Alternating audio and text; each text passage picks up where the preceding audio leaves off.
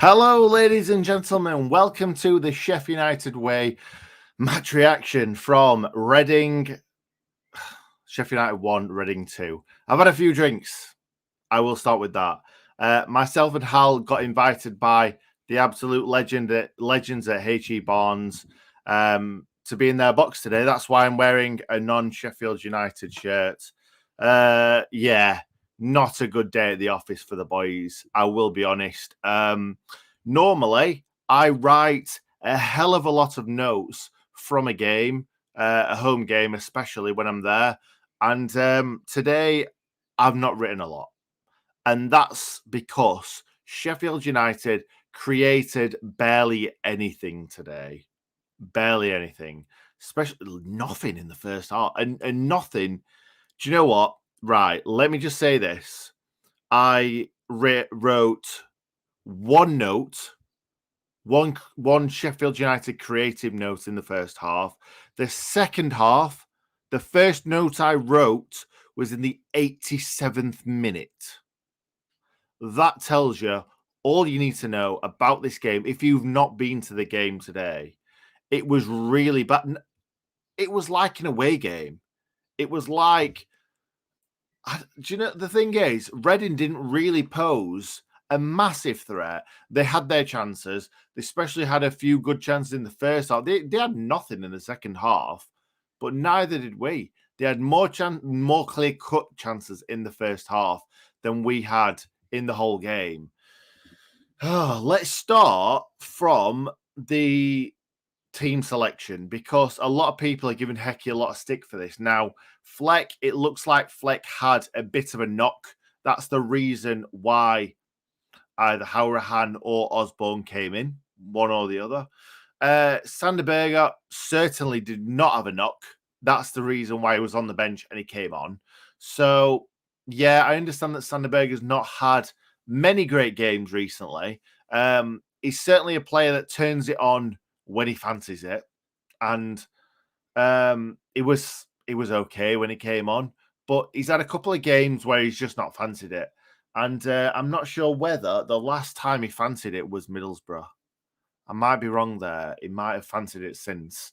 But yeah, it's not good enough. You can't have that if you're going for promotion to the promised land, to the Premier League. You can't have players that turn up when they fancy it. Now, Morgan Gibbs-White, I love the guy to bits. I think he's a fantastic player. And really, I don't know why I'm saying it like this, because this is a massive, massive positive for him. When Morgan Gibbs-White doesn't play well, that is not because he doesn't fancy it. That is because he's tried and tried and tried, and it's just not come off for him. He's tried lots of different things, and yet it's just not his day. But at least he puts in 100% effort. He's always trying. He's always moving. He's always finding space. He's always trying little different things. And the thing is, a lot of people have a go at him for his tricks and flicks and stuff like that. But I love that. I love that about him, because if you've got too many players that hold the ball up, bring other players in, then you're not going to get anywhere. Like under Chris Wilder, we did that. With lots and lots of triangular passes, players moving off the ball. And when it works, it's fantastic.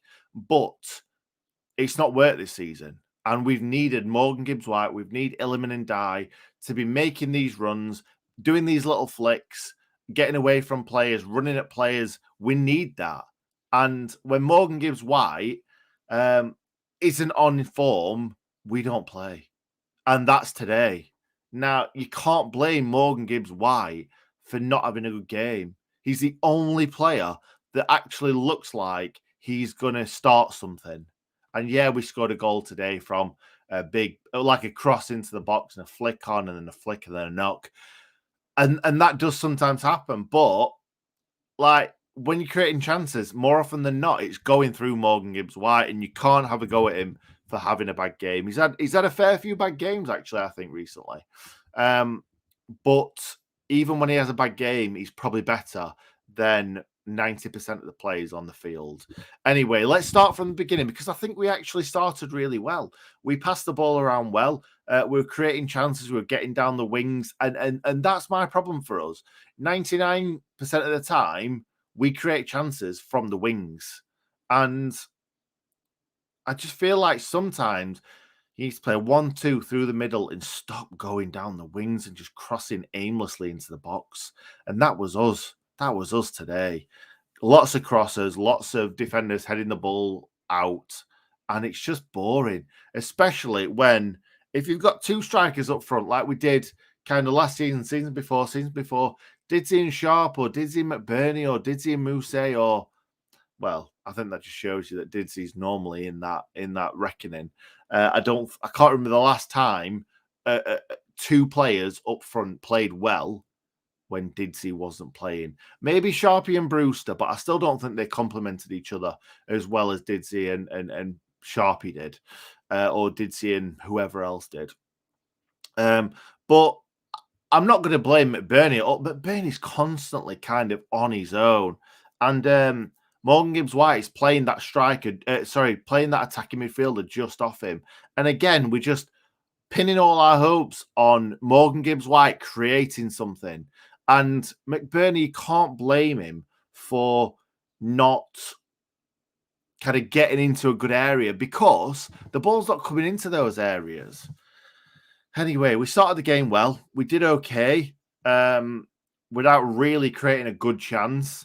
And then on the 17th minute, Lucas 𝐍𝐸𝐫𝐝 scored. And the funny thing is about that, we were talking about him on the preview as that he's only scored 5 goals this season. Now, Billy Sharp scored loads. Gibbs-White scored a fair few. But after that, we were really struggling. And that's Lucas 𝐍𝐸𝐫𝐝 scored 5 goals. That's probably more than a lot of most of our strikers put together has scored. So, Lucas 𝐍𝐸𝐫𝐝 gets the ball played into him. Lovely little ball, but we're not getting close enough to him. Ben Davies and Baldock both were just coming in, but we were sat right behind it. The ball was played into his path, and Ben Davies and Baldock were so far away from him. And then as the ball got played through, they obviously closed the gap, but it was way too late. It was a fantastic finish, by the way. You've got to say that Lucas 𝐍𝐸𝐫𝐝 absolutely smashed that ball into the roof of their net. Wes had absolutely no chance. What a great finish that was. But we let them get into that position. Not good enough. Not good enough at all. And then the 31st minute, Lucas 𝐍𝐸𝐫𝐝 was played in. Again, very, very similar. He's twisting, he's turning. Ben Davies is like sauntering towards him to try and, I'm going to try and stop you. And then he's twisting and turning. And Ben Davies is like, yeah, that's fine. Just twist and turn me. And then he has a shot and it hits the post. But Ben Davies didn't put a foot in there. He didn't get anywhere near him. And he just let him do whatever he wanted to do. He just let him twist and turn on him. And that's not good enough. That's not what I want to see from a Sheffield United defender. I want them to get on top of them. And do you know what? If they turn you, they turn you. It's better than not putting in a challenge or not getting your body in front of the ball, because he did not even attempt to get his body in front of that ball. It's not good enough. Then the first thing that I've written down where Sheffield United got in was the 32nd minute. It was a great ball. I think it was from Norwood. Beautiful ball. Norwood, you know that Norwood's got that ping on him. And I thought Norwood had a fantastic game today. I think he was the only one that actually created stuff. To George, he took a pretty poor touch, if I remember rightly. Their defender came across to get that foot in. George powered through, kept the ball, and then he hits a shot. I'm not too sure what happened because it wasn't in the Sky Sports highlights. But he hits the ball, I believe, with his left foot, and it must have took a deflection off defender and gone over. Because I thought that George had just skied this, and I'm like, oh, George. I love George to bits. I think George is a fantastic professional footballer. And I think he's great at being a professional footballer. But sometimes he's just, that final ball, he's too cautious. He's thinking too much in his head. He gets that ball, and instead of just putting it in that box, in that danger area, in that corridor of uncertainty, George just stops. He's like, right, what do I do now? Like, if that's Bogle, the ball's been played to him. Bogle's got one eye on the ball and one eye where it's going to go. And he's looking for a player, or whether can I get a shot off here? What happens when I get the ball, receive the ball, move it into the box? What do I then do? Do I do a step over? He's thinking all that before the ball's even arrived. George, the ball comes to him. He's like, watching it. Right, it's on my foot. Now, what do I do? And that's the problem with George. Like, I love him to bits. I think more players should be like George, where he puts 100% in every single game. He works on everything that he does. I know that for a fact because I know somebody who knows George Bulldog, and I know that he is so dedicated to his craft, and he must work on those crosses. They're just not good enough. They're really not. And a lot of Sheffield United fans know George Bulldog as that player that is great at everything, just not good enough in that final area. And it's really sad because I think George is fantastic.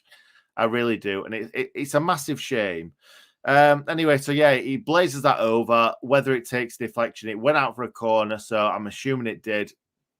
It is what it is. Now, it goes into half time.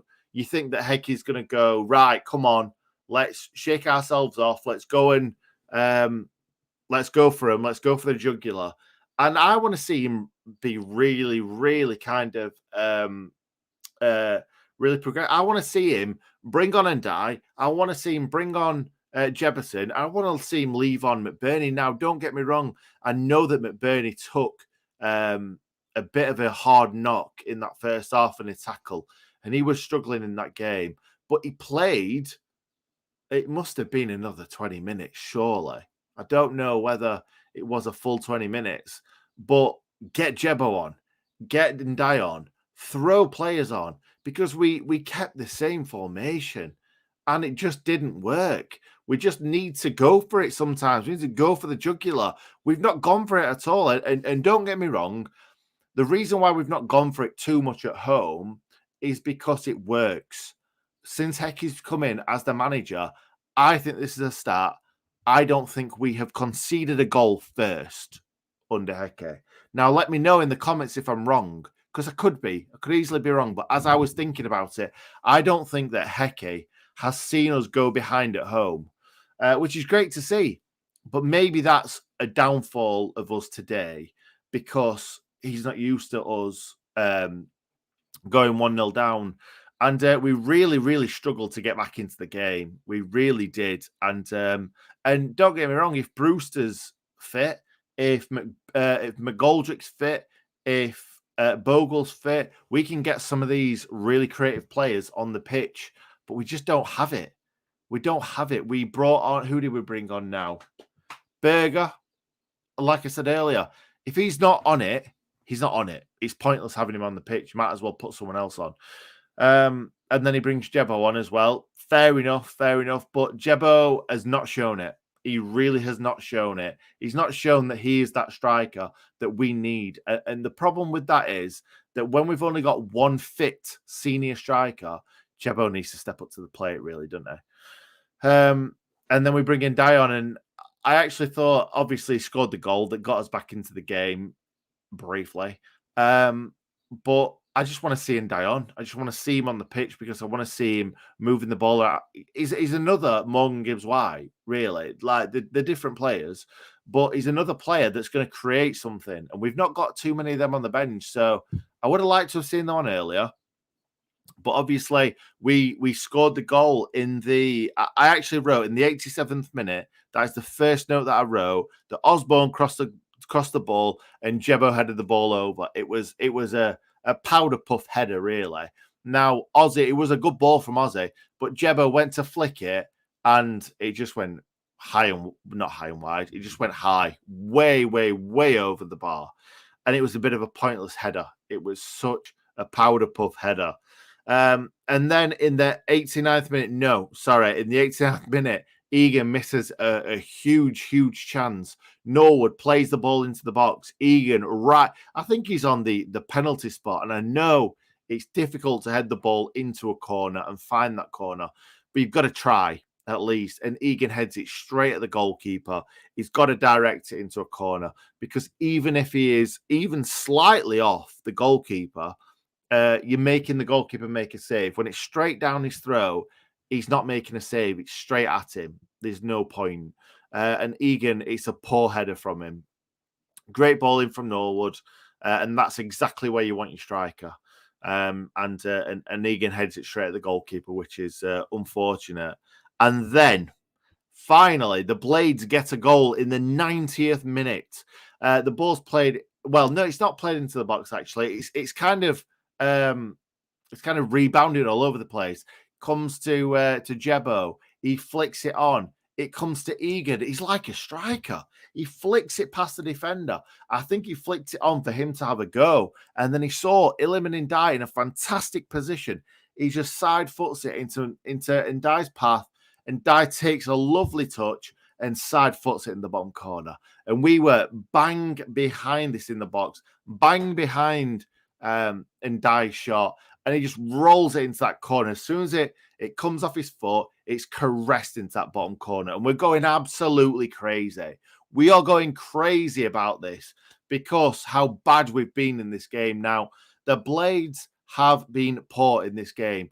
But for a team to come from behind and get a goal, and you feel on top of the world because you're like, we didn't deserve that. But we've managed to dig it out. We've managed to get ourselves into a good position to have a shot, and we've put the ball in the back of the net. Fantastic to see. And Ndiaye with a great goal, goes off, celebrates. Everyone's like, let's get the ball back to the halfway line and go for that winner. And then somehow, we managed to throw it away. Now, straight away, I've watched, because I was writing down in my notes, and Ndiaye scored a great goal, blah, blah, blah. Egan, Jebo to Egan to Ndiaye, goal, blah, blah. I'm writing this down in my phone, so I remember it. So I've not missed the whole goal, but I've missed how the ball's come into the box, headed down and scored. I've just seen the ball headed down and the ball's in the back of the net. And I'm like, how has this happened? How have we done a Huddersfield? Because that's exactly what happened against Huddersfield. Billy Sharp scored a nice little flick down header and put the ball in the back of the net. And then we went and threw it away with stupid defending. And that's exactly what we did in the 91st minute. Ball coming into the box. First of all, I believe Jebo and Ben Davies kind of didn't pick the men up properly. So the man coming into the box, I believe, the guy that scored was Ben Davies's man originally when they're coming together. And then when the ball's going over Ben Davies is following the ball. This man is coming in to get into a good position if there's a knockdown. Ben Davies doesn't win the header. The header's knocked down and he's put the ball in the back of the net. Egan's flying across there to try and stop it. At first, I thought that was Egan's fault. It certainly wasn't Egan's fault. Egan was marking a man at the other side of the goal. But from my understanding, from watching it back, Jebo, it looks like it should be his man at first. And then Ben Davies kind of goes to attack the ball and Jebo doesn't because Ben Davies has gone to head the ball. And then the ball's been headed down to the player that Ben Davies should have been marking. So, yeah, Ben Davies not covered himself in glory for that goal. Not great, but that's not where it ends for Ben Davies. In the 93rd minute, we get a corner. Ollie Norwood takes the corner. Ben Davies has stood right in the middle of the box. Free header in the wrong position completely. He jumps up, it comes off the top of his head and flies into the cop. And that is all she wrote from this game. Now, positives. The only positives I can really take from this game, I don't really think, other than Norwood having a decent game, that anyone particularly covered themselves in glory. However, Sheffield United are still 6th in the Championship. Forest lost. Luton won, which is not good for us. They're still only 3 points in front, though. Huddersfield have drawn as of right now, I believe. I think. Yes. Have they? Yes. Huddersfield have drawn 2-2 with QPR. QPR are way out of it as of right now. QPR are 5 points behind us. So I can't see QPR. They're 12th in the league right now. Even West Brom have overtaken them. So Sheffield United is still 6th in the league. Middlesbrough drew 0-0 away at Bournemouth, I believe, today. So that's good for us. It would have been nice to see Bournemouth beat them, but Middlesbrough are 2 points behind us in 7th with a game in hand. So that means that Sheffield United are still 6th in the league. We're not in a terrible position now. Middlesbrough, with their game in hand, could go above us, but we've still got a good run of games. We've got Bristol City. We've got QPR, who have done quite well today, but still, we've played them. They're not a great side. We've got Cardiff at home, who aren't a great side, but this needs to kick them up the backside today. This needs to kick the players up the backside because it wasn't good enough. It really wasn't. We were really, really poor, and we need to be better than this. We need to be a lot better than this if we're even going to get into the playoffs. I think a lot of fans that are Sheffield United fans thought that it was a shoo-in, that we were going to be in the playoffs. And I think a lot of fans that aren't Sheffield United fans thought it was a shoo-in as well. So that just proves today that if you're not on it, you're going to get beaten, even at home against a team that are near the bottom. Thought I saw you and Hal walk into the club shop today. Wasn't sure. Yes, you did, mate. I wanted to go straight into the box, but Hal was like, I want to buy a present for my godson. So we went into the club shop. I was stood there like a spare part, but you definitely saw us. Foot ourselves shot we in the have. I like that. Jez, I really like that, mate. We did. We totally did. Wrong tactics, wrong team. You're probably right there, pal. That was woeful. Heads up for Bristol. The problem that we've got is that we're good at home. We're terrible away. And now we've got to go away to Bristol. And we've got to get something. And I'm not sure we're going to get something. Bit of Kevin Keegan there. But it's going to be tough because we are terrible away from home. Hopefully that's give them a kick at the backside, though. Strolling around like prima donnas, thought they could just turn up. You're not wrong. Fourth bottom, Nick, they could have won 4-1. They possibly could. I think that's a bit over the top. They probably only had 4 chances. And I'm not saying that's a bad thing. That's a good thing. But for someone to score all the chances is a bit pie in the sky. I'll be at Bristol, mate. It'll be Ray. Trust me, Hecky, Jack and Stuart McCall will sort it up the blades. Consider where we are now to where you can't. We can't say that. We can't just keep saying that. This is what we were like in the Premier League when we were like sort of like between 10th and 6th or 10th and 4th even. Fans were saying, oh, we've just lost to Brighton or whatever. I don't think we did lose to Brighton in the first season, but we've just lost to Brighton. Look where we were when we were in League One. I don't mean anything. Now, look where we are now. And Richard, you are right. I am absolutely buzzing where we are right now compared with where we were. But we can't just say, oh, look at us. It's great. It's great that we're 6th. If we finish 7th or 8th, it's a fantastic season from where we started. Look where we are now. We in previous games, we should have won those games.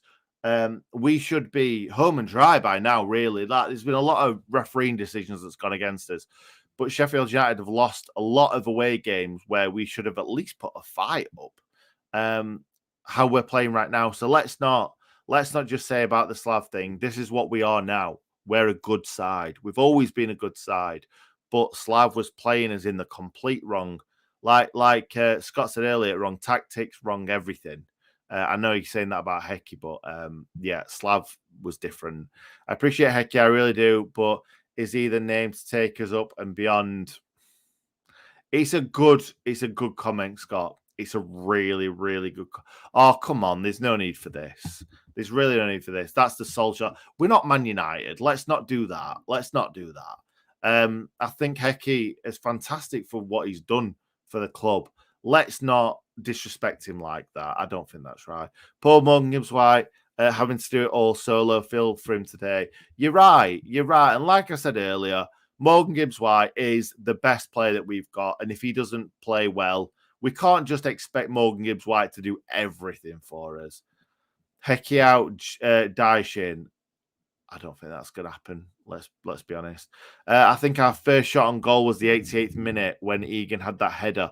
That's probably why I didn't put anything before the 87th minute. That's probably a good one. 𝐍𝐸𝐲 has been awful since the Middlesbrough game. Oh, it's tough to even. It's tough to even go on about that. Like 𝐍𝐸𝐲 is still our best player.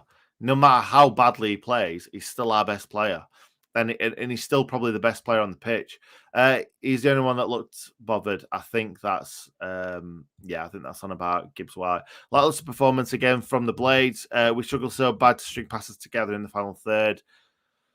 Oh yeah, it's frustrating. Let's fire through because I can't be bothered. I really can't. No way we are going to get into the playoffs. So let's get off the high horse back down to. I think you're probably right, Chris. I really do. Not starting Berger seemed to be a mistake. I think it possibly could have been a mistake, Aaron. But you don't know until you try something different. And I do think that Berger has been poor recently. Then players expected a walk in the park versus Reading and got it all wrong. Hopefully that kicks them up the backside, though. Like I said earlier, these guys get 20 grand a week. I'd expect to be pitch perfect if I was on that money. We all say the same thing, don't we? You're not wrong. You're not wrong in the slightest. Cheers for the points. Fair enough, Hugo. Fair enough. Fair enough. I'd do the same if I was a fan going on another fan channel. Yeah, you were the better team. We were poor. It was appalling once again after snatching an undeserved equaliser. We fell asleep, switched off. But the thing is, though, you can't say an undeserved equaliser. You can. We weren't great, but at the same time, when you're a good team, you find a way to score goals. And I was just fantastic. I just thought it was fantastic that we actually scored a goal because it didn't look like we were going to score a goal today. But to throw it away, like, just get yourself a point on the board. Just get yourself a point. He's only played 12 games, to be fair. Had an ACL injury. Oh, fair play, Matty. A lot of these players can go in the summer for me. Sheffield Beta Club. Yeah, because there's loads of Sheffield teams that's better than Sheffield United in there. Oh, wait a second. 0. Have a word with yourself, mate. Worst performance this season. Do you know what? I think that's a good point. I think that's worse than a lot of Slav games. I really do think that. Bulldog was awful today. He had a bad game. He really, really did. Really missed Bogle. Yeah. After the equaliser, the Blades showed some naive defending. Yeah, we did. Yeah, it was similar to the pressing game. It really, really was. Oh, it was just frustrating to see today. Why does it take 60 minutes to work that out? That Norwood and Hourihane shouldn't be playing together. I think that's what Martin's saying. I think I always think that Hourihane and Norwood play well together against the worst teams. And I'm not saying that Reading was one of the worst teams to come to Bramall Lane, but they are towards the bottom. So that may have been Hecky's thinking today why they should play together. A lot of players need moving in summer. Jeez, one defeat. If United win against Bristol City and then win the next game, everyone's going to be singing the praises. Can only get, if Sharp is fit or uninjured. I can't wait for Sharp to get back. I will be honest, Chris. I really will. We are only being kept in the playoffs because Middlesbrough are dropping points. I think we're at this part of the season where lots of teams are going to be under pressure and they're going to be dropping points. So, yeah, I think that will happen. I always thought that were going to happen. The teams are always going to drop points, but they were playing Bournemouth today. So, fair play. We dropped points to Bournemouth last week. Is that it's over? What? We're still 6th in the Championship. We are still 6th. Alex, you are bang on right. Absolutely right. I was buzzing when I saw Bash on the bench. A lot of people saying, like, absolutely loving Juremovich. And I think Juremovich has done well since he's come in, but people too over the top with it. Now, he's done okay, but he's not excellent. He's not fantastic. He didn't have the best of games today. I don't think he had the best of games in the last game, and the fans were giving him man of the match and singing his praises. I think he's come off injured today. I think that's the only reason why you would bring him off, because you had Baldock playing at right wing back, at right centre back, and then Osborne playing at right wing back, which neither of those are the right positions for those players. Let's be honest. Nick, it's over, mate. How can you say it's over when we are in the playoffs? How can you say that? I don't get it one little bit. Anyway, let's move on. I can't even listen to this anymore. Everyone bottling it. Yep, they are. But the thing is, we need to be better than what others are. And the thing is, others can bottle it. That's fine. It doesn't matter how we get up into the Premier League. If we can get into the playoffs, if we can somehow get into the we can get promoted, everything changes. You get more money, you spend more money, it could be a completely different season. Who knows? But as of right now, we don't look good enough to get promoted into the Premier League. Ben Davies was awful. I agree, Steve. Very, very well said. Good win for us today, but I still think you're being top 6 come the end of the season. That sounded like a very Yorkshire bloke or a very Sheffield bloke. I think you're being top 6. I think you're being top 6, mate. Yeah, that sounded very Yorkshire, but I think it's just a typo. Reading fighting for their lives. They wanted it more. Simple as that. Are they fighting for their lives? Because I think that Reading were already well out of it. I didn't think it was going to be a walk in the park, but I certainly didn't think that Reading was going to be fighting as much as what they were, because I think that Reading are home and dry, to be fair. They definitely are today. That comment was a positive from the Reading match. Okay, anyway. Oh, as long as we won the last 3 games, some momentum going into the playoffs. Let's be honest, it's going to be difficult to get into the playoffs, whatever happens. So let's not be too overconfident after a terrible, terrible game. Anyway, let's leave it there. Thank you very much for watching, guys. I really, really appreciate everyone being here. Make sure you like the video before you go. It's really, really important to the channel that you like the video. Hope you have a great, great Friday night. Feels like Saturday, but Friday night. Great Easter weekend. And we will see you on Sunday evening, I think it is, for the Bristol City match preview. Thank you very much, and we'll see you next time.